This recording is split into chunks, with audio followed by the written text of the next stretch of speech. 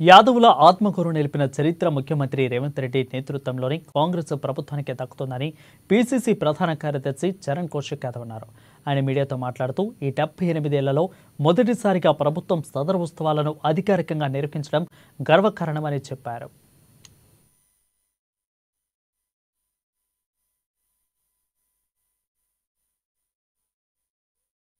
ప్రజాప్రభుత్వం ఏర్పడిన తర్వాత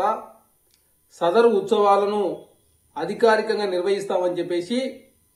తెలంగాణ ముఖ్యమంత్రి రేవంత్ రెడ్డి గారు 1,50,00,000 రూపాయలు శాంక్షన్ చేసి ప్రతి గ్రామాన ఈ సదరు ఉత్సవాలు నిర్వహించాలని చెప్పేసి ఆనాడు నేను నారాయణగూడ వైఎంసీఏ దగ్గర యాదవులు పిలిచినటువంటి సదరు ఉత్సవానికి వచ్చి ప్రతిపక్షంలో ఉన్నప్పుడు నేను మాట ఇచ్చిన దాని ప్రకారం తెలంగాణ రాష్ట్రంలో ప్రజాప్రభుత్వం ఏర్పడ్డది కాబట్టి యాదవులంతా కాంగ్రెస్ పక్షాన వహించారు కాబట్టి యాదవులంతా ధర్మం నీతి వైపు ఉంటారు కాబట్టి నేను మాట ఇచ్చి మాట నిలుపుకుంటున్నానని చెప్పేసి రేవంత్ రెడ్డి గారు తెలంగాణ రాష్ట్రంలో సదరు ఉత్సవాలని అధికారికంగా ప్రభుత్వం నిర్వహిస్తుందని చెప్పేసి మాట ఇచ్చి మాట నిలుపుకున్నందుకు సదరు ఉత్సవాలను అధికారికంగా నిర్వహించే దానిలో కీలక పాత్ర పోషించినటువంటి వీరందరికీ కూడా తెలంగాణ యాదవులందరి తరఫున